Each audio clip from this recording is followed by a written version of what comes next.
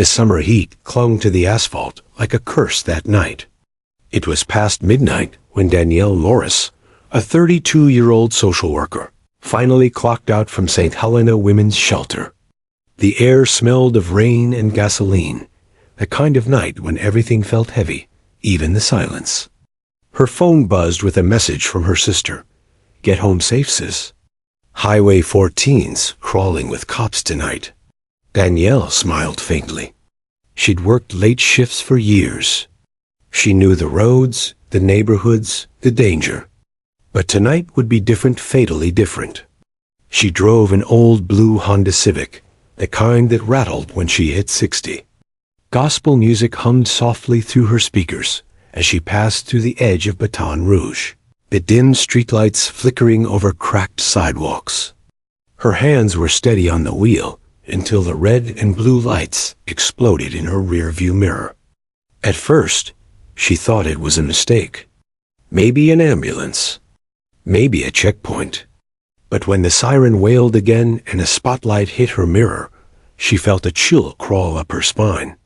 "Pull over," the loudspeaker barked. Danielle slowed to the curb, heart pounding, confusion etched across her face. She rolled down the window, hands resting on the steering wheel like her father had taught her. Two officers approached, one tall and pale, the other shorter with a smirk that already carried judgment. "License and registration," the tall one said. "No greeting, no explanation." "Sure, officer," Danielle replied, her voice calm. She reached slowly for her bag, keeping her movements clear.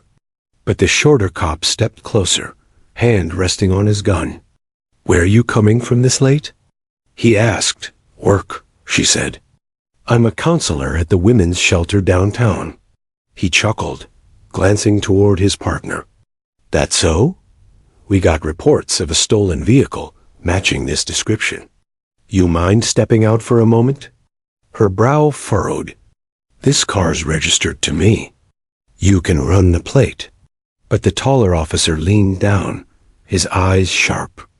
"We'll do that. Step out, ma'am." Danielle obeyed, because she always did. Because she believed reason still had a place in this country. But as soon as she stepped out, her wrists were yanked behind her back, and the cold bite of handcuffs locked around her skin. "Wait, what are you doing?" She gasped, her breath quickening. "Routine," the tall one muttered. "We've had trouble in this area." They didn't read her rights. They didn't explain. They just shoved her toward their cruiser. She looked around, no pedestrians, no witnesses. The night was too quiet. Inside the car, she sat stunned, heart hammering against the cuffs. Through the tinted glass, she watched one of the officers speak into his radio, his expression hidden, but tone sharp. Minutes later, the sound of rotors split the air. A helicopter descended in the nearby lot, blades slicing through the darkness like a warning. Danielle blinked. "A helicopter? For me?" The door opened, and the tall officer's voice came again, mocking this time. "Big night for you, sweetheart. They want you upstairs." They marched her across the lot, the wind from the blades whipping her hair across her face. The pilot stepped out, Officer Ryan Coyle, his smirk visible even through the glare of the searchlight. He gave her a slow once-over. "She's the one?" "Yeah," said the shorter officer. "Claims she's innocent." "Don't they all?" Danielle tried to speak, but her voice was snatched by the wind. The cuffs dug into her wrists until she winced. "Please," she shouted. "There's a mistake." "I'm not. Save it," Coyle snapped. "Orders are orders." They shoved her inside. The metallic seat was cold against her arms. She looked around, no radio chatter, no logbook, no destination marked. Just darkness. As the helicopter lifted, the city lights grew smaller until they vanished beneath a blanket of swamp and forest. Danielle's pulse raced. Something was wrong. This isn't protocol. This isn't transport.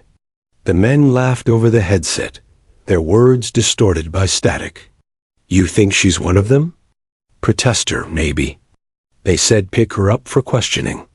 Questioning in the middle of the night? Orders, Coyle said again. Besides, who's gonna care? The chopper tilted sharply, making Danielle grip the straps for balance. Her throat was dry, her mind replaying every step of the evening. She hadn't broken a single law. She hadn't even driven over the speed limit. Yet here she was, handcuffed, suspended thousands of feet above a swamp with no explanation. The radio crackled briefly. Unit 4, what's your ETA? A voice asked. Coyle reached for the mic, but didn't answer. Instead, he switched the channel off. Then he turned to his partner with a grin. We'll take a detour. Danielle froze. A detour? To where? Neither man responded. The younger cop pulled out his phone, filming a trembling face. Relax, he said mockingly. You're safe with us.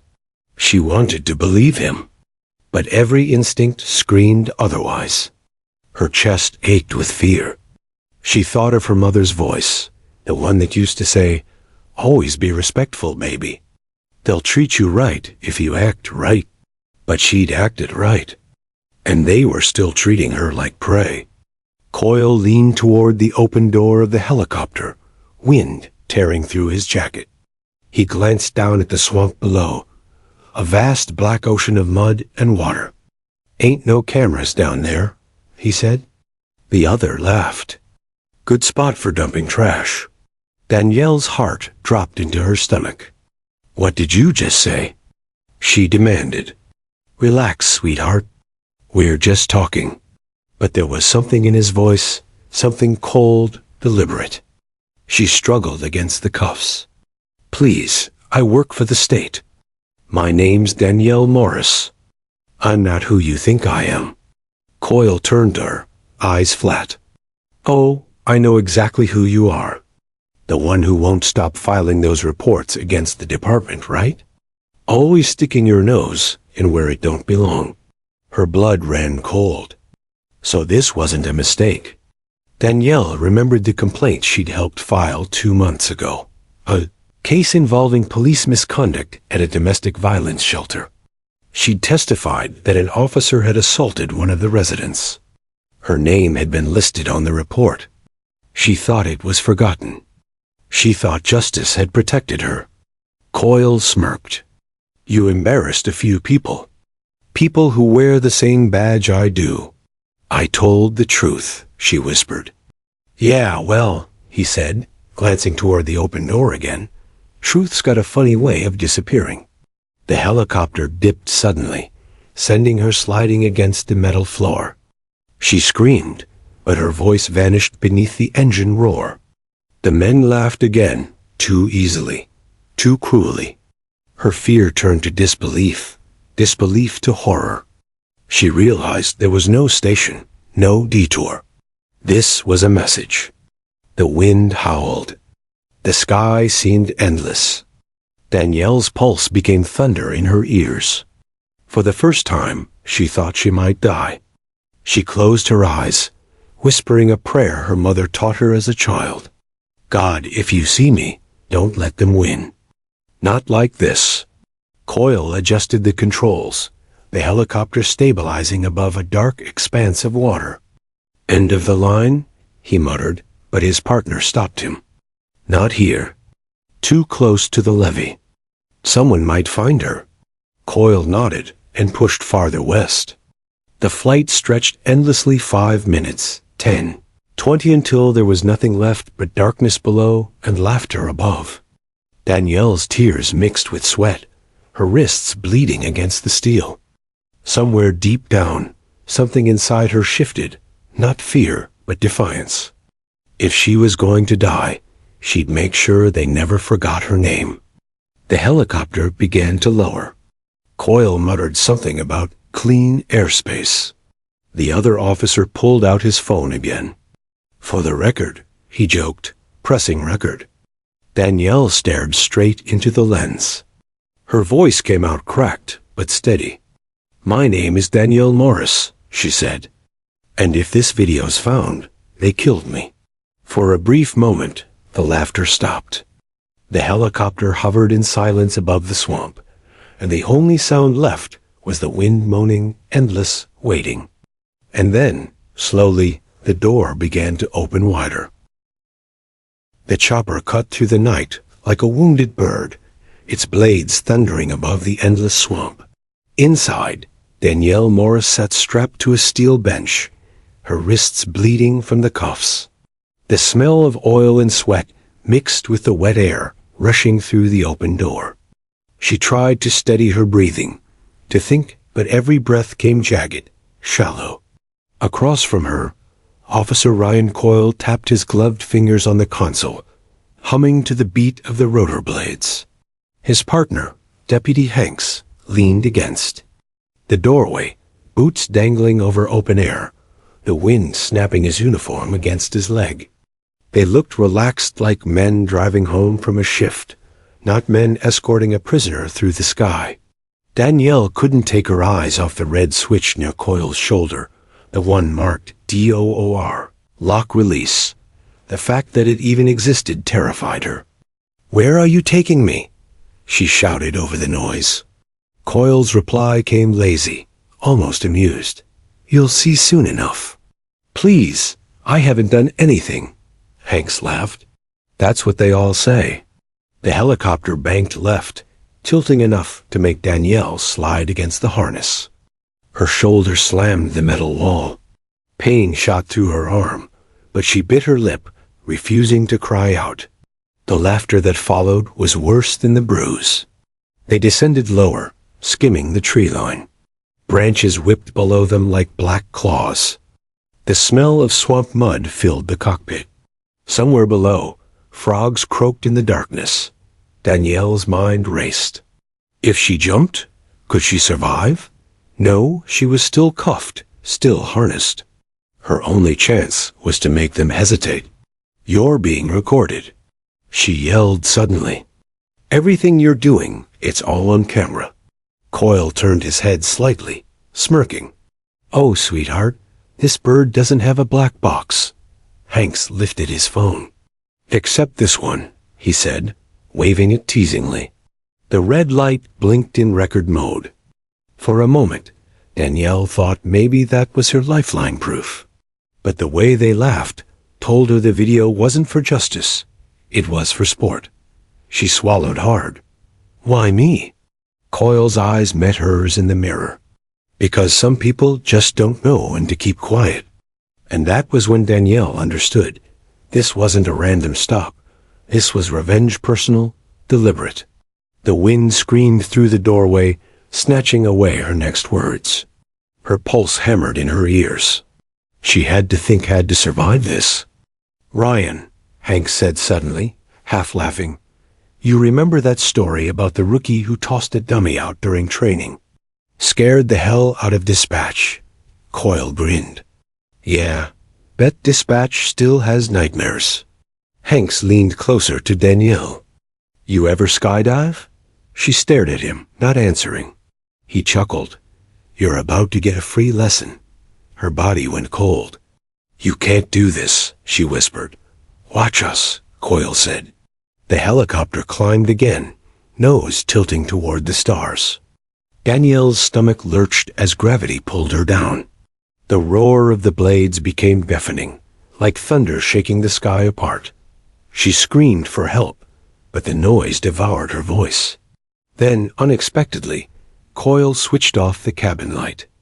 The cockpit plunged into darkness, the only illumination coming from the instrument panel, a ghostly blue glow over their faces. In that dim light, Danielle saw Coyle's grin fade into something darker, almost empty. "You see that swamp down there?" he said. "No roads, no signal. You go down there, nobody finds you for months. Why are you doing this?" "Because you embarrassed good men," he said flatly. "You made the department look bad. And the department doesn't forget." Tears burned her eyes, but she blinked them away. "Then go ahead," she said quietly, surprising even herself. Do it. Throw me. But you'll have to live with it. For a brief second, the words hung between them sharp, defiant. Hanks hesitated, glancing at Coyle. The wind howled through the door, a physical thing pressing against their faces. Man, maybe Hanks started, but Coyle cut him off. Don't go soft now. We finish what we started. He gripped the controls and tilted the craft lower, hovering over a black, shimmering lake. Danielle closed her eyes. She thought of her mother's kitchen, of the smell of cornbread, of laughter. She thought of the girls at the shelter who called her Miss Donnie, the ones who said she gave them hope. Maybe, she told herself, her death would mean something proof of what power could do unchecked. The helicopter steadied at barely 200 feet. Coyle unbuckled his seatbelt. End of the line. He motioned to Hanks, who grabbed Danielle's shoulder roughly, unclipping her harness. She fought him, kicking and twisting, with the cuffs bit deep. The phone camera trembled in his hand as he filmed her struggling. Smile for the internet, Hanks jeered. Coyle barked. Do it. Please, she cried. I have a family. Please don't. But her words turned into a scream as Hanks dragged her toward the open door. The rush of air was violent, pulling her hair back, lifting her feet. Coyle's voice was cold. Goodbye, Miss Morris. At that instant, lightning flashed somewhere in the distance, brief, bright, and blinding. The glare illuminated her face, her terror, and something else. The small silver cross around her neck, glinting like a promise. Then Hanks shoved. The world disappeared. She fell. Wind tore at her body as she plummeted, her scream swallowed by the storm. The helicopter's lights spun above her like a dying halo, shrinking, fading. Her mind fractured into flashes water. Stars, her mother's voice, and the suffocating thought that she'd never breathe again. The impact came like a train. Pain exploded through her chest. The swamp swallowed her whole, cold and merciless. Darkness closed in. Above, Coyle steadied the helicopter. Hanks was shaking. Jesus, Ryan, we really... Shut up, Coyle barked. He grabbed Hanks's phone, checked the video, then pocketed it. No one'll believe a damn thing without proof. And guess what? We've got none. You filmed it. Not anymore, Coyle said, smashing the phone against the dash. Pieces scattered across the cockpit. You saw nothing. You hear me? Nothing. Hanks nodded, pale and silent. The helicopter rose, banking east toward Baton Rouge. Below them, the swamp rippled once, then went still. Coyle switched the radio back on, his voice calm, professional. Dispatch, Unit 4 returning. Suspect turned over to local custody. Copy that. Copy, Unit 4, the dispatcher replied, oblivious. He leaned back, wiping sweat from his brow. Easy night, he muttered. But Hanks couldn't stop shaking. You think she... Coyle cut him off again. Doesn't matter. Nobody's looking for her. She's gone. He was wrong.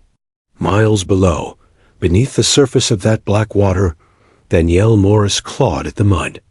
Every instinct screamed at her to give up, to let go, but something deep inside refused.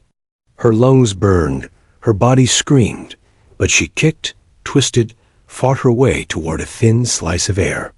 Her head broke the surface. She gasped, coughing water, choking on swamp gas. The helicopter was already a fading hum in the distance, lights vanishing into clouds. Alive, barely but alive. Danielle dragged herself onto a half-submerged log, her arms trembling. Blood trickled from her wrists where the cuffs bit into flesh. She stared at the stars overhead, dizzy, terrified, but a single thought crystallized in her mind. They think I'm dead. And that thought became her weapon. She would survive. She would crawl out of this swamp, find her way back, and show them and the world what really happened that night. The wind whispered through the cypress trees like a promise of vengeance. Above, Thunder rolled. The flight of fear was over. The fight for truth had just begun. The swamp stretched endlessly in every direction, a suffocating maze of black water, ghost trees, and buzzing mosquitoes. Somewhere above, the storm rolled east, leaving only silence and the faint hum of a helicopter fading into the clouds. Danielle Morris lay half submerged on a patch of mud and reeds. Her lungs clawed for air, each breath tearing through her chest like glass. She could barely move. The cuffs still bound her wrists, digging into raw flesh, but the fall hadn't broken her bones. By some miracle, she thought, I'm still here. Lightning flickered again, lighting the water around her in silver veins. All she saw was endless swamp, no roads, no lights, no help. She wanted to scream, but her throat burned with swallowed water. She rolled onto her back, staring up at the sky that had just tried to kill her. It looked almost peaceful now, scattered with fading clouds and stars. Her mind reeled through the last hour in fragments. The officer's laughter, the open door, the shove, the weightlessness. She remembered her own scream echoing in her ears, how it stopped the moment the swamp swallowed her. She remembered the stillness after the crash, thinking it was over. But something she didn't know what had pushed her to move, to crawl out of the water, to breathe. She sat up slowly, pain screaming through her ribs. Her wrists bled freely where the cuffs had bitten skin to the bone. Every heartbeat made her dizzy. But surrender wasn't an option. Not after what they'd done. The air was thick with the smell of algae and rot. Cicadas sang somewhere in the trees, mocking the silence that followed the crime. Danielle knew she had to move. The swamp was alive, crawling, watching. Alligators, snakes, things that thrived on weakness. She wasn't going to be their meal. She crawled through the mud, using her knees and elbows, until she reached a half-rotted tree stump. It offered little shelter, but it gave her time to think. The helicopter was gone, yes, but she couldn't assume safety. Men like Coyle didn't leave loose ends. He'd make sure the story read clean. Suspect fled custody. Body unrecovered. A case file closed without a trace. She glanced down at her cuffs, the steel glinting under moonlight. Her hands throbbed with pain. The keyholes mocked her. If I can just get one wrist free, she thought. Her eyes darted across the mud. She spotted a jagged branch half buried near the waterline. Crawling to it, she picked it up and wedged the splintered end into the chain. She twisted. It slipped. She tried again, using every ounce of strength left. The wood cracked, slicing into her palm. She didn't stop. Her breathing turned ragged. Come on, she whispered to herself. Come on. Finally, the cuff bent just enough. She twisted harder, ignoring the sting. One click. Two. Then, with a metallic snap, her right wrist slid free. She gasped. The skin was torn, bloody, but she didn't care. Using the same branch, she pried open the other cuff. When it fell away, she dropped the metal into the mud. The sound of it sinking felt like freedom. For a moment, she sat there, trembling. She was no longer restrained, but she wasn't safe yet. The swamp stretched endlessly, and she didn't even know which way was north. Then she saw something far off, through the trees. A faint flicker of light. Maybe a house. Maybe a boat. Maybe hope. She rose unsteadily, body aching, and began to walk. Each step sucked her feet into the mud, each breath a battle. The humidity pressed down on her lungs. Mosquitoes feasted on her blood, but she barely felt them. She walked, because movement meant life. As she trudged deeper, she began to talk to herself softly, a rhythm to keep her mind from breaking. They think I'm dead. They think I'm gone. But I'm still here. Her voice grew stronger with every repetition. Hours passed. The moon sank lower. Her soaked clothes clung to her like a second skin. She stumbled over roots, fell twice, scraped her knees. Every time she hit the ground, she thought of Coyle's smirk. It became her fuel. By the time the faint light became clearer, a lantern glow near the water's edge, her body felt like lead. She forced herself closer, praying it wasn't another trap. Two men stood near a small fishing boat, laughing quietly, their voices rough with age. When they turned and saw her, their laughter died. "Lord, have mercy," one of them whispered. "What in God's name?" Danielle collapsed onto the bank before she could answer. The older man rushed forward, dropping to his knees beside her. "Miss, you all right? Can you hear me?" She coughed, trying to speak. "Help. Please." He noticed the torn wrists, the bruises, the mud-soaked clothes. "Earl, get the flashlight," he yelled. The younger fisherman hurried over, shining the beam on her face. "Jesus, she's hurt bad. We gotta get her to a hospital." They lifted her gently into the boat, wrapping her in an old canvas tarp. As they started the motor, Danielle's eyes fluttered open. "Don't call the police," she rasped. The old man looked confused. "What?" "Honey, you need—" "No police," she said again, her voice breaking. "They tried to kill me." That made him freeze. The younger one exchanged a look with him. "What's she talking about?" "Doesn't matter right now. Just get us to town." The motor roared, slicing through the dark water. Danielle clutched the edge of the boat, trembling uncontrollably. The wind hit her face, and she felt like she was flying again, but this time she was the one steering toward life. They reached the dock at dawn. The sun was just beginning to bleed orange over the cypress trees. The fishermen carried her to their truck, wrapped her in a blanket, and sped toward the nearest hospital. Inside the cab, the radio played faintly a morning news segment about police activity in Baton Rouge. Danielle forced herself to listen.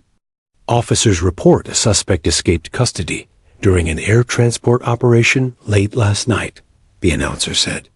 "Authorities are searching the Atchafalaya region for a woman identified as Danielle Morris." She laughed bitterly, a sound that turned into a cough. They were already rewriting her story. At the hospital, nurses rushed her into the A. They cut the cuffs remaining metal from her wrists, examined the bruises, wrapped her in warm blankets. One nurse, a black woman around her age, leaned close and whispered, "You're safe now, baby. They can't hurt you here." Danielle wanted to believe that. But as she drifted in and out of consciousness, she saw two uniformed officers step into the hallway, talking to the doctor. Her pulse spiked. "They're here," she whispered. "They'll finish it." The nurse frowned. "No one's finishing anything. You rest, okay?"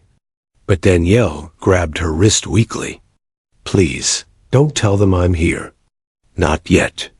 The nurse hesitated, then nodded. "All right, sweetheart." Not a word. When the officers entered her room a few minutes later, the bed was empty. The nurse had wheeled her into a back storage area, hidden behind a curtain. Danielle listened to the men question the doctor, their voices dripping with authority. "Patient matching her description was never admitted," the doctor said. "Maybe you've got the wrong facility." The men left eventually, but the nurse didn't relax until she heard their car drive off. She turned to Danielle. "You need to tell someone what happened. Someone who'll listen." Danielle nodded faintly. "I know who." Hours later, lying in a quiet recovery room under a false name, Danielle asked for a phone. Her fingers still trembled as she dialed the number of investigative journalist, Ava Brooks, the only reporter she'd ever trusted. When Ava answered, half asleep, Danielle whispered, "It's me." "Danielle, they tried to kill me." There was silence. Then Ava's voice, sharp with disbelief and fear. Where are you?" Danielle looked toward the window, where sunlight cut through blinds in bright slats. "Alive," she said softly. "But not safe. Not yet." Ava exhaled shakily. "Hold on. Don't move. I'm coming to you." Danielle closed her eyes, letting the warmth of the sun touch her bruised face. The swamp was miles away now, but its darkness still clung to her. They thought she was gone. They thought the fall had silenced her. But she had risen from mud, from pain, from death itself. And when the truth finally reached the sky, those same officers would learn that armed with truth, you don't need a parachute. The hospital room was small, quiet, and smelled faintly of antiseptic and rain. Morning light filtered through the blinds, painting lines across Danielle's face as she lay motionless, staring at the ceiling. Every muscle in her body screamed. Her ribs ached when she breathed. Her wrists were wrapped in white gauze, but she could still feel the cold ghost of the handcuffs. She was alive, but it didn't feel like victory yet. Not while those men walked free. At 8:12 a.m., the door creaked open. A woman in a dark trench coat stepped inside, her curly hair damp from the morning drizzle. She looked sharp, alert, her eyes scanning the corners of the room like someone used to danger. "Danielle," she whispered. "It's really you." A weak smile touched Danielle's lips. "Hey, Ava." Ava Brooks, investigative journalist for the Nation's Pulse, had covered police brutality for years. She'd written stories that shook entire departments, but none had ever come this close to her heart. Danielle had been her source once, a brave community worker who exposed misconduct in the Baton Rouge police. That made her a target. Now, Ava was seeing the cost of that courage in bruises and bandages. She dropped her bag on the chair and leaned close. "I've been looking for you for 2 days. The official story says you escaped custody mid-flight." Danielle let out a bitter laugh. "Escaped? With cuffs on?" Ava's eyes darkened. "Tell me everything." And she did haltingly at first, then with rising intensity. From the fake charges to the helicopter, to Coyle's smirk before pushing her into the storm. Ava didn't interrupt. She just listened, her pen unmoving, her expression hardening with every word. When Danielle finished, the silence between them buzzed like electricity. Ava finally said, "They'll bury this. You know that, right? They'll call it a lie. Or they'll make sure no one who heard it is left breathing." Danielle looked up, eyes steady. "Then you better write it fast." Ava hesitated. "You sure? Once I publish, there's no going back." "Going back?" Danielle whispered. "They threw me out of a helicopter, Ava. There's no back to go to." Ava nodded slowly. She took out her recorder and pressed record. "All right. Let's make sure they never forget what they did." By evening, Ava's notes filled half her laptop. She had names, dates, and one chilling detail. The helicopter wasn't privately owned. It belonged to a federal tactical division, meaning someone higher up authorized the flight. Someone who would not want exposure. When Ava left the hospital that night, she didn't notice the unmarked black SUV parked across the street. Inside, 2 men watched her through tinted glass. One held a tablet displaying a live feed from the hospital hallway cameras. "She's still alive," the man muttered. "And she's talking." The other man leaned back, lighting a cigarette. "Then we'll make sure she stops." Meanwhile, Danielle wasn't sleeping. Every creak of the floor outside made her heart race. The nurse, same woman who'd hidden her, came in quietly with a tray of food. "You need strength," she said gently, setting it on the table. "And I called that friend of yours a cab under a fake name. Just in case." Danielle looked up, grateful. "Why are you helping me?" The nurse hesitated. "My brother died in police custody. They said he slipped in the shower. She smiled sadly. I know a lie when I hear one. Tears stung Danielle's eyes. Thank you. The nurse patted her hand. Don't thank me. Just survive. At dawn, Ava returned with a burner phone, a duffel bag, and a plan. We can't stay here, she said. They'll trace you. I booked a room in Lafayette off-grid, cash only. You rest there while I dig into flight records. Danielle didn't argue. She was tired of running, but she trusted Ava's instincts. They left through the back of the hospital, disguised as staff. Ava wheeled Danielle out, her face hidden under a blanket. The nurse distracted the guard long enough for them to slip past unnoticed. Outside, the world looked painfully ordinary, buses rolling by, people buying coffee, the sun shining as if the night hadn't tried to erase her. The car ride was silent for a while. The radio was off, windows up. Finally, Ava said quietly, You know, people don't survive that kind of fall. Whatever saved you, maybe it's a sign. Danielle smiled faintly. A sign for what? For what comes next. In Lafayette, they checked into a run-down motel on the edge of town. Ava propped her laptop on the knitstand while Danielle rested. Hours turned into night again. Ava hacked through public databases, FOI logs, and internal police memos. Then she found a record of an unregistered helicopter flight under the call sign Echo 4A, filed under prisoner relocation. No destination, no signature, no landing record. Her pulse quickened. Got you, she whispered. She pulled up names of the officers assigned to the case. Captain Raymond Coyle, Lieutenant Sean Duggan, Sergeant Paul Reyes, 3 men. 3 ghosts of the same crime. She emailed copies to herself, encrypted the files, and turned off the laptop.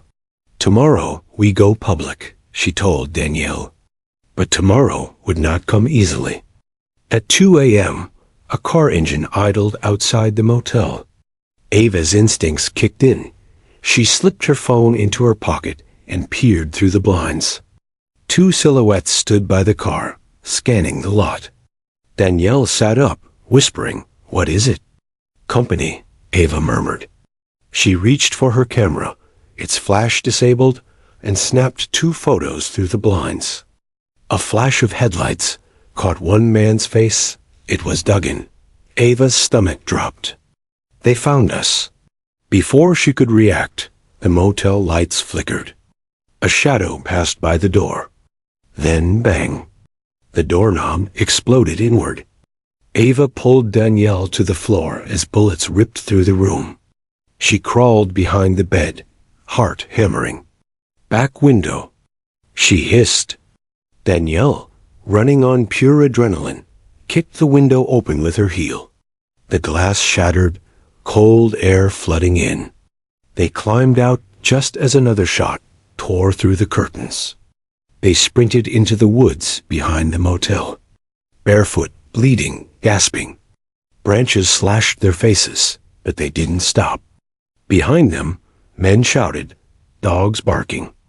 Keep going, Ava yelled. There's a highway up ahead. They broke through the tree line and stumbled onto asphalt, waving frantically at the one car, approaching a rusted pickup. The driver, an old man in overalls, slammed the brakes. What the hell? No time. Ava screamed. Drive. He saw the terror in their eyes and didn't ask another question. Tires screeched as they sped off, leaving the pursuers behind. When they finally reached safety, a truck stopped miles away. Ava called a contact at the Nation's Pulse. Upload everything, she ordered. Flight logs, officer names, the whole story. Title it, Thrown from the Sky. The woman police tried to erase. The editor hesitated. Ava, if this is wrong, it's not, she said coldly. And if it is, I'll take the fall. Just publish. Danielle sat beside her, trembling but alive. She looked out the window at the sunrise breaking over the fields. For the first time since the fall, she felt something like hope. 3 hours later, the article went live. Within minutes, it exploded across social media. Police accused of attempted murder in Midder. Incident. Survivor claims federal officers threw her from a helicopter. Echo 4A. Flight logs mysteriously vanish from records. The department issued a statement calling it misinformation, but people weren't buying it. Hashtags trended nationwide. Hashtag justice for Danielle. Hashtag Echo4. A hashtag she survived. In the motel parking lot, 2 agents in dark suits arrived too late.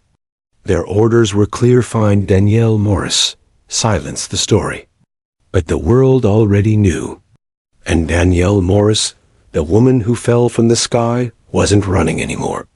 She was rising. The morning Danielle Morris's story hit the internet, America stopped scrolling.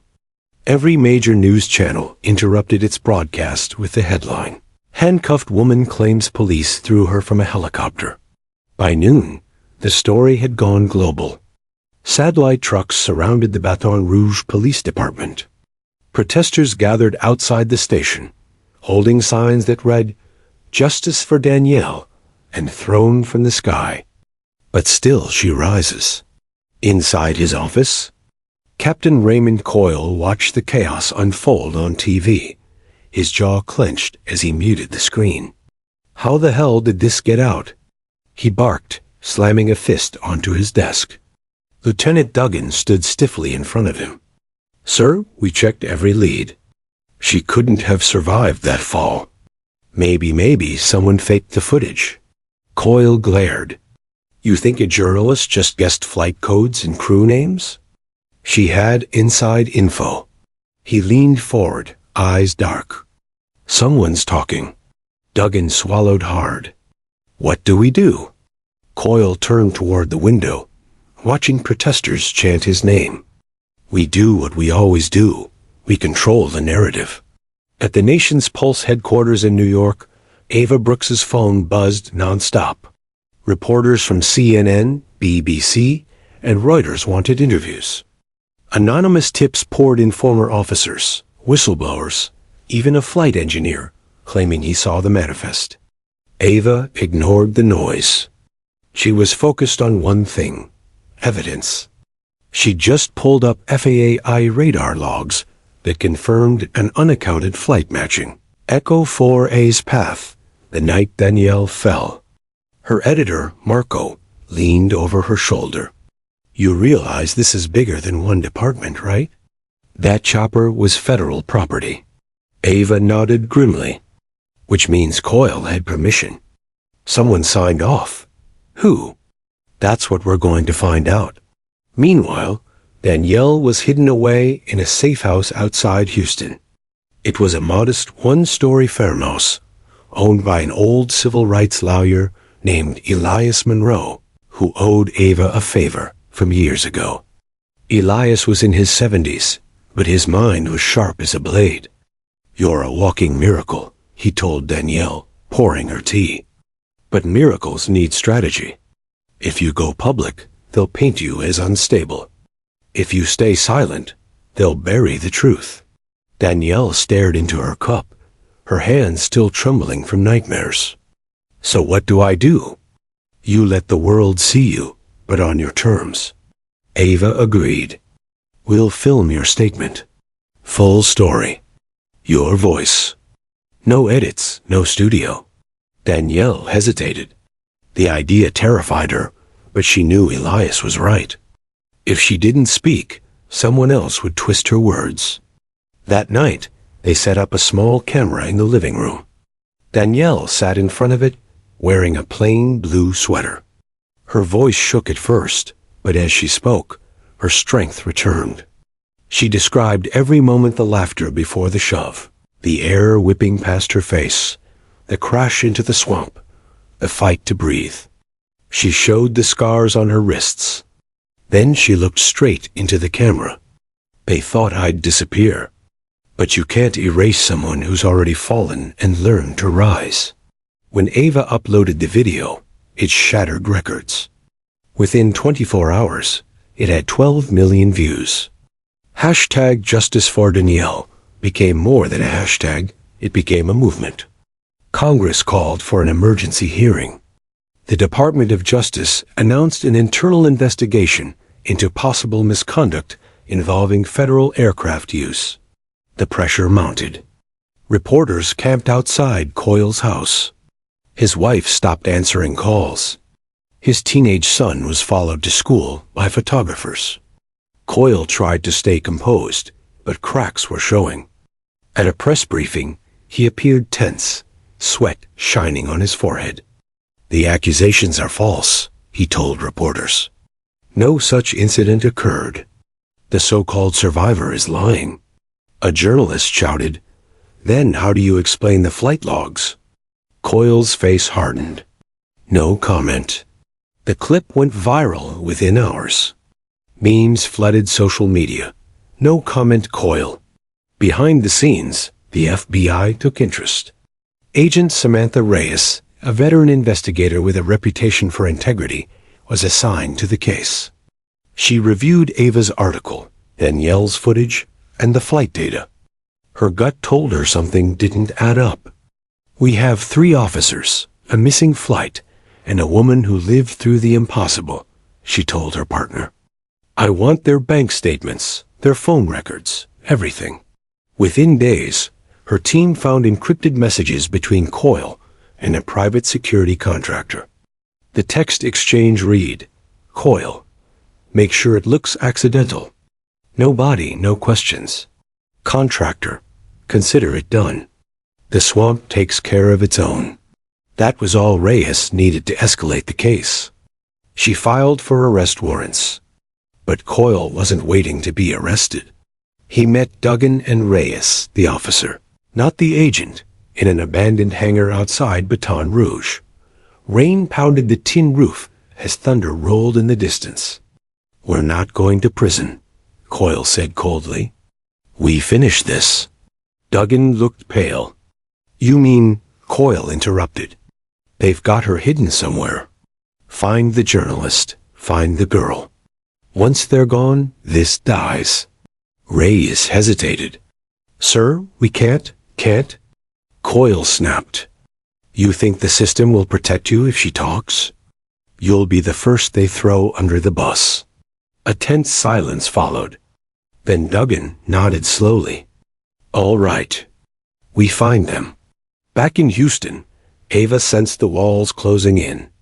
"We've stirred a hornet's nest," she told Elias. "They won't stop now." Elias lit a cigarette. "Then we make our next move before they do." "What move?" He smiled. "The courtroom." He'd filed a federal civil rights lawsuit naming Coyle, Duggan, and the department. The case would force them to produce records under oath records they couldn't destroy quietly. But filing meant exposure. Danielle would have to appear publicly, testify under her real name. That night, she stood on the porch, staring at the horizon. Fireflies blinked in the dark. The memory of falling still haunted her, but now there was something stronger inside her purpose. She turned to Ava. "Let them see me. I'm done hiding." 3 days later, Danielle Morris walked into a federal courthouse, surrounded by cameras and supporters. Protesters cheered. Signs waved. Reporters shouted questions, but she didn't flinch. When she reached the steps, she paused and said into the microphones, "They threw me out of a helicopter because they thought I didn't matter. But I do. We all do. And today, they're going to hear us." The crowd erupted. Inside, Agent Samantha Reyes watched from the back row. She smiled faintly. She's stronger than any of them realize. Outside, in a black SUV parked across the street, Coyle watched too, his jaw tight, his fingers gripping the steering wheel until his knuckles turned white. "This isn't over," he muttered. He was right. The real war was just beginning.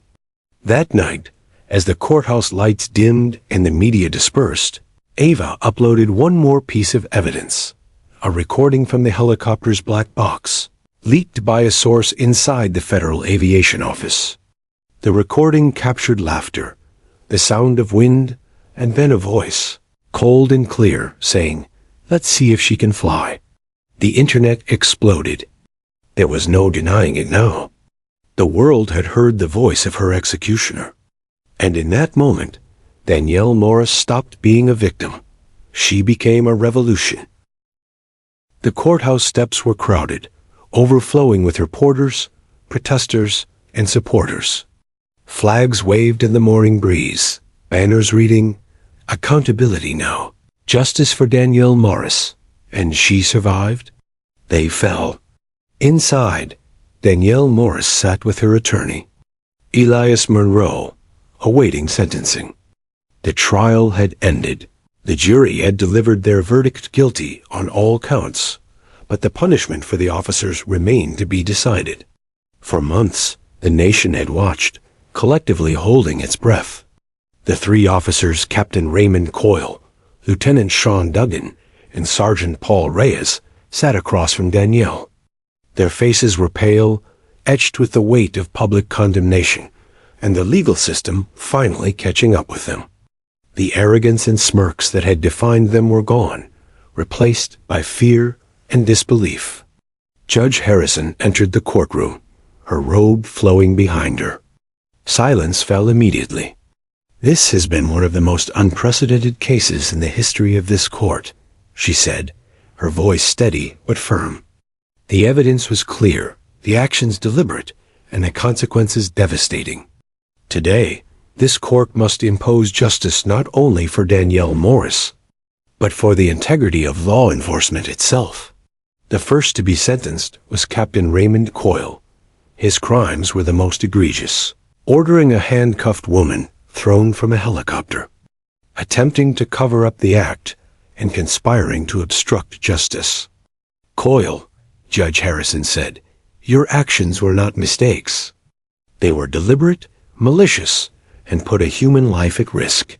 The court sentences you to 25 years in federal prison without the possibility of parole." Coyle's lips twitched, but he said nothing. The gavel struck. Murmurs rippled through the courtroom. Danielle felt a small flicker of vindication, but she knew the battle wasn't over. The other two men were still free, though guilty. Lieutenant Sean Duggan's sentence followed, 20 years, also without parole, for his role in executing Coyle's orders and helping orchestrate the cover-up. His face turned ashen as the judge spoke, realization sinking in that the law had finally caught him. Finally, Sergeant Paul Reyes was sentenced to 15 years. Though his involvement had been lesser, his complicity in failing to intervene made him culpable. Outside, Danielle was met with cheers, embraces, and cameras flashing. Her phone buzzed non-stop news outlets, supporters, even strangers thanking her for her courage. But amidst the applause, she felt the weight of what had been endured. This wasn't just a legal victory. It was a personal triumph over terror and injustice. Ava Brooks stood beside her, camera in hand, capturing the moment. "You did it," she said softly. "You survived. You made them accountable. You made history." Danielle took a deep breath, eyes sweeping the crowd. "We did it," she corrected. "All of us." The truth isn't silenced by power or fear. Today proves that. The public response was overwhelming. Social media erupted with #Justice for Danielle, trending across the globe. Editors ran feature stories, analysis pieces, and opinion columns praising Danielle's bravery and condemning systemic failures. Activists and lawmakers began calling for reforms in federal law enforcement practices, emphasizing accountability for misconduct and stricter oversight of prisoner transport operations. Danielle's survival had sparked a movement demanding transparency, integrity, and protection for citizens against abuses of power. Back at her safe house, Danielle reflected on the journey. Every scar, every sleepless night, every haunting memory of falling from the helicopter had led to this moment. She knew she couldn't remain silent. Her survival was not only a personal victory, but a call to action.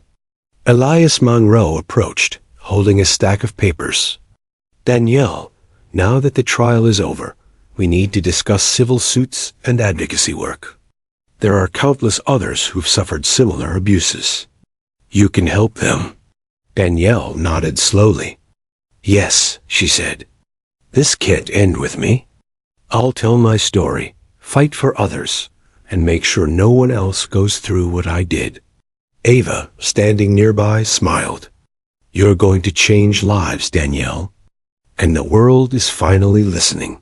Danielle started meeting with organizations, speaking at conferences, and mentoring young women who had survived abuse or injustice.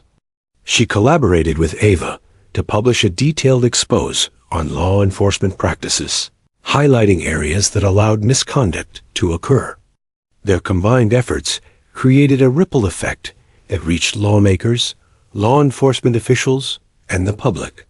As she spoke publicly, Danielle's story inspired reforms, enhanced oversight of federal and local police transport operations, stricter reporting requirements for officers handling prisoners, and comprehensive training programs emphasizing ethics and accountability. Months later, she returned to the swamp, not to relive trauma, but to reclaim it. The place that had nearly ended her life was now a symbol of resilience. Standing at the edge of the water, she felt the wind on her face, the memory of that night fading into strength. "I survived," she whispered. "I survived because I refused to let fear win." In that moment, she understood that her fight was never just about survival. It was about justice, truth, and the power of refusing to be silenced. The officers were now serving their sentences in federal prison.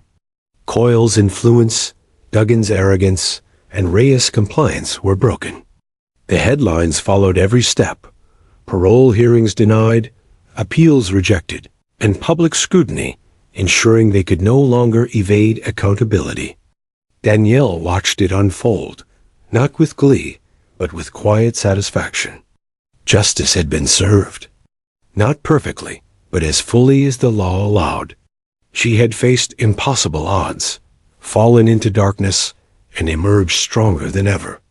Her advocacy work continued, expanding beyond local and national boundaries. She gave speeches, participated in panels, and appeared on televised interviews, always highlighting the importance of transparency, ethical conduct, and the courage to stand up against wrongdoing. Everywhere she went, people called her a hero, not because she survived, but because she transformed her survival into action. Danielle had turned terror into empowerment, fear into courage, and injustice into change. One evening, after a long day of meetings and interviews, Danielle sat alone on her porch, watching the sun set over the horizon. Ava joined her with 2 cups of tea. "They'll never forget you," Ava said softly. Danielle smiled faintly. "I hope they never forget any of it. Not just me, the truth. That's what matters." Ava nodded. "And you've made sure the truth can't be buried again." Danielle took a sip of her tea, letting the warmth spread through her. For the first time in her life, she felt at peace, not because the nightmare was over, but because she had claimed victory over it. She had fallen from the sky, fought against impossible odds, and forced justice into the light. The world had watched. The world had learned. And Danielle Morris had risen, not just for herself, but for everyone who could not yet find their voice. The courthouse in Baton Rouge had never seen this level of media frenzy. Outside, reporters elbowed each other for positions. Cameras swiveled to capture every angle of the steps. Protesters held signs: "Justice for Danielle, throne but not broken, and accountability now." Inside, Danielle Morris sat at the witness table, her back straight, wrists still marked with faint scars from the helicopter cuffs. She was no longer trembling. The fall, the swamp, the threats, all of it had forged a quiet strength within her. Today she wasn't a victim. Today she was a voice of truth, and the world would listen. Her attorney, Elias Monroe, whispered, "Remember everything. Stick to the facts." Danielle nodded. Her eyes swept the courtroom. She could see Captain Raymond Coyle, Lieutenant Sean Duggan, and Sergeant Paul Reyes sitting stiffly at the defendant's table. Their confidence had withered beneath the weight of public scrutiny and federal investigation. They had underestimated Danielle. That was about to cost them everything. The trial began with opening statements. The prosecution laid out the chilling story. A handcuffed woman thrown from a helicopter by armed officers under federal authorization, surviving against impossible odds. They presented flight logs, emails, and a series of eyewitness accounts. The FIA radar confirmed the path of Echo 4A, and a whistleblower within the department corroborated Danielle's testimony. Coyle's attorney tried to minimize the story. "There was no intent to harm," he said. "The so-called survivor's narrative is exaggerated. Any injuries she suffered were unfortunate accidents." Danielle's jaw tightened. Accidents? The word made her blood boil. Then came the first testimony, Ava Brooks. The journalist took the stand, recounting how Danielle's story reached the public, how she verified every detail, and how the black box recording captured the officers' voices. She played the recording for the court. The sound of wind and laughter, followed by Coyle's words, filled the room. The officers shifted uncomfortably in their seats. Their lawyer tried to interrupt, but Judge Harrison silenced him. "You will not speak over this witness," she said firmly. The courtroom gasped as the recording replayed. People's faces turned pale. Some covered their mouths in shock. Outside, news crews reported live, broadcasting the audio across the nation. For the first time, the officers' actions could not be denied. Next, Agent Samantha Reyes testified. She detailed the investigation, the encrypted messages between Coyle and the contractor, and the federal cover-ups. She explained how the flight had been authorized, but deliberately left off official logs to create plausible deniability. When she revealed the messages, the courtroom murmured. One line stood out, "Make sure it looks accidental." No body, no questions. Danielle felt a shiver run through her. This was the proof she had needed official acknowledgement of intent. Then came Danielle's own testimony. She described every moment, the roadside arrest, the helicopter, the shove, the fall into the swamp, and the fight to survive. She spoke of fear, pain, and determination. Her words were precise, her voice steady. She looked at the officers directly. "I was handcuffed," she said, "thrown from a helicopter at night into a swamp I could barely see. I was told to disappear. I survived. And I am here to make sure no one forgets what happened that night." The room went silent. Coyle's face was pale. Duggan avoided her gaze. Reyes shifted uncomfortably, realizing his actions would soon face scrutiny. A reporter's pen scratched across paper, documenting every word. The public outside followed via live streams. Danielle's courage was now an unstoppable force. Cross-examination began. The defense tried to portray Danielle as unstable, a woman whose story had grown exaggerated over time. "You admit that parts of your memory may be unclear?" Coyle's lawyer asked. Danielle's eyes narrowed. "No, every word I spoke was the truth. I know what happened. I survived it. And I will testify to it." The defense tried to argue the flight logs were inaccurate, that the swamp could have saved her by chance. But Ava's reporting, combined with Agent Reyes' investigation, left no room for doubt. The evidence aligned perfectly.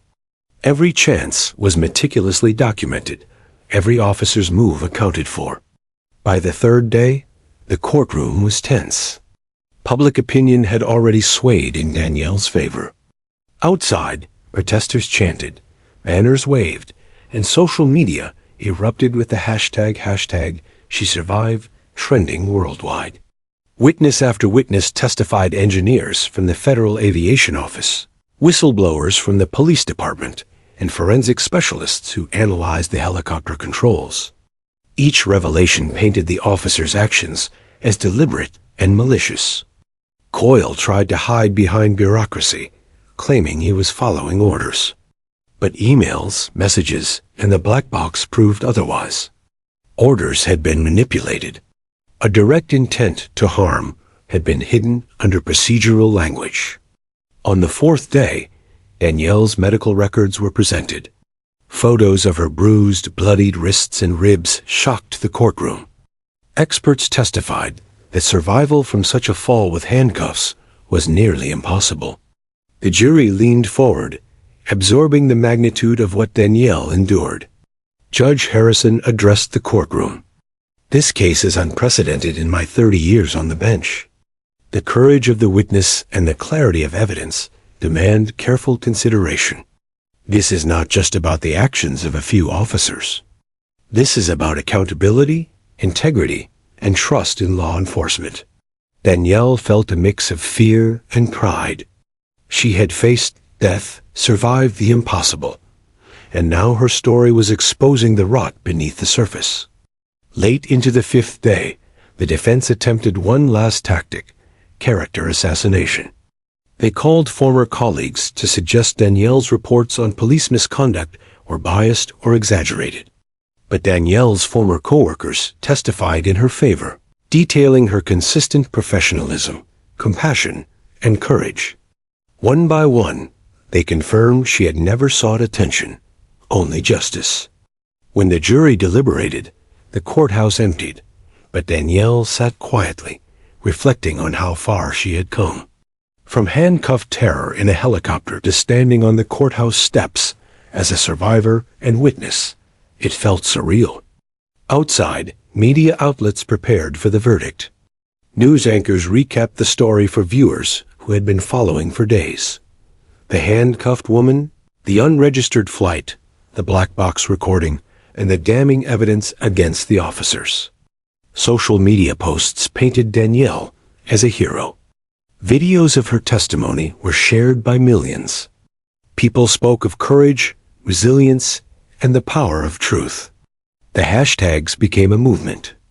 Inside the courthouse, Danielle waited, shoulders squared. Elias whispered, "No matter the outcome, you've already changed the world." Finally, the jury returned. Silence fell as the foreperson stood. On charges of misconduct, assault, and attempted murder, we find the defendants. Danielle held her breath. Guilty on all counts. The room erupted. Some cried, some cheered, some simply stared in disbelief. Danielle's legs shook as relief and triumph washed over her. Coyle's face twisted in rage and shock. Duggan slumped forward, silent. Reyes remained stoic, knowing his career and freedom were destroyed. Outside, the crowd erupted into chants. Justice! Justice! Justice!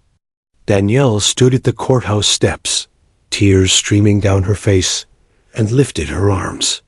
For the first time in months, she allowed herself to breathe freely. She had survived the impossible, spoken the truth, and forced justice into the light.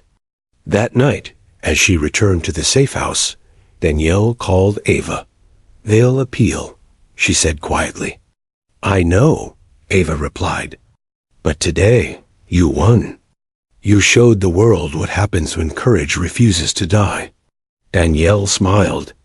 "And tomorrow, we make sure it never happens again." For the first time since that night in the helicopter, she slept without fear.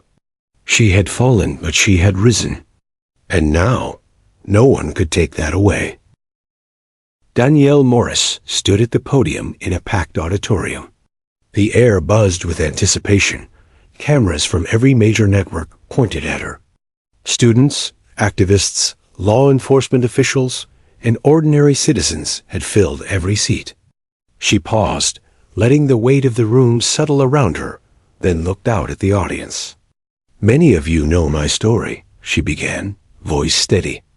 I fell from a helicopter, handcuffed, alone in a swamp, and survived. But this story isn't just about me. It's about accountability. It's about refusing to be silenced when those in power choose violence over justice. And it's about every person who has suffered at the hands of those sworn to protect them. The applause that followed wasn't just polite, it was reverent. Danielle had become more than a survivor. She was a symbol, a living testament to courage, resilience, and the enduring power of truth. Months had passed since the trial and sentencing. The officers remained behind bars, stripped of rank and influence. Their careers, carefully constructed over decades, lay in ruins. The public scrutiny and legal consequences sent ripples through law enforcement agencies nationwide, prompting internal reviews, policy reforms, and increased transparency. Danielle's advocacy had become a movement. Organizations she partnered with expanded programs for whistleblowers, protections for vulnerable citizens, and training emphasizing ethics and accountability in law enforcement. Her story was now part of educational curricula, a case study in bravery and systemic reform. Ava Brooks had published a comprehensive expose that chronicled Danielle's journey from survival to advocacy. The book, Thrown But Not Broken, the Danielle Morris story, topped bestseller lists and became required reading in journalism, law, and criminal justice courses. Ava and Danielle traveled the country together, speaking at conferences, universities, and community gatherings. People think surviving is enough, Danielle told audiences repeatedly. Survival is just the beginning. What comes next, speaking, acting, refusing to let injustice stand, is the real challenge. That's how we create change. Despite her new life in the public eye, Danielle never forgot the night that had almost claimed her.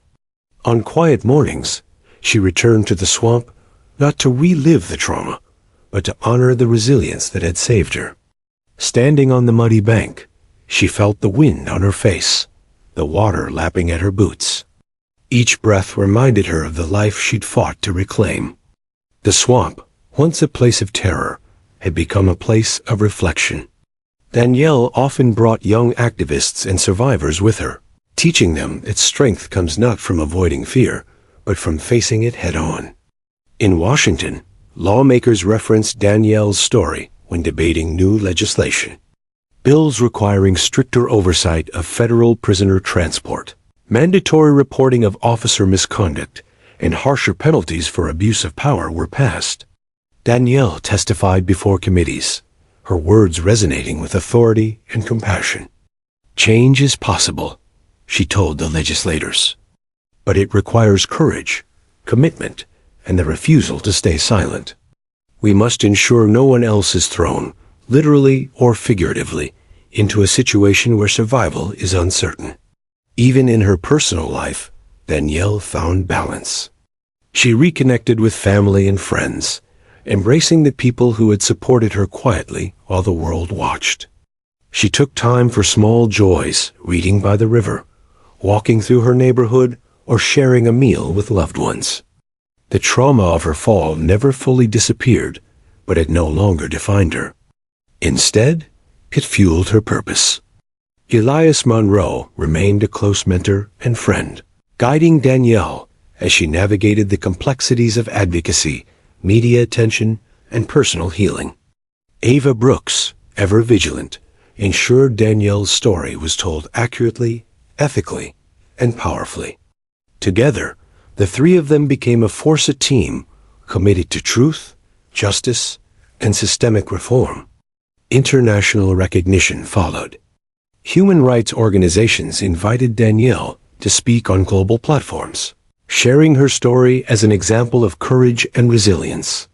Survivors from other countries reached out, inspired by her refusal to be silenced.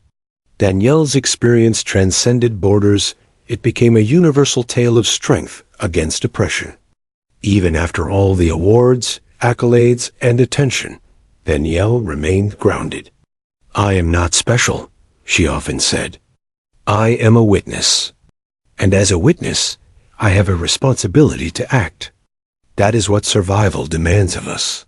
Years later, a statue was unveiled in her honor at the Civic Center in Baton Rouge, a bronze figure of Danielle standing tall, handcuffs broken at her wrists, gaze fixed forward. Below, a plaque read, "For those who survive, rise and demand justice." Danielle Morris proof that courage can never be silenced. At the ceremony, Danielle addressed the crowd. "This statue is not for me alone. It's for every person who has been threatened, silenced, or harmed. Let it remind us that even when the odds seem impossible, survival is just the first step. Advocacy, courage, and truth must follow." The officers who had tried to end her life remained behind bars, their names now synonymous with abuse of power and accountability. Danielle's work ensured their actions could never be buried, and she continued to use her platform to advocate for systemic reforms and the protection of vulnerable communities. Every speech, every interview, every article reinforced her message. Justice is not optional, and courage can be contagious. Danielle Morris had become a beacon of hope, showing that survival, paired with action, could reshape a nation. One evening, years later, Danielle returned to the swamp. The same murky water, the same cypress trees, but she was no longer afraid. She walked along the bank, barefoot, the mud cool under her feet. She paused, looking up at the sky where lightning once split the darkness. She smiled softly. "You tried to take me," she whispered, "but you only made me stronger. You only made me rise." The swamp was silent, but Danielle felt its embrace differently now. It was no longer a place of fear. It was a reminder that even in the darkest moments, life could endure, and truth could prevail. She turned and walked back, ready to continue her work, knowing that every step she took inspired countless others to stand, speak, and survive. Danielle Morris, the woman thrown from a helicopter, handcuffed and alone, had not only survived. She had transformed terror into courage, fear into action, and injustice into a legacy. And that legacy would endure, long after the world had witnessed her fall and rise.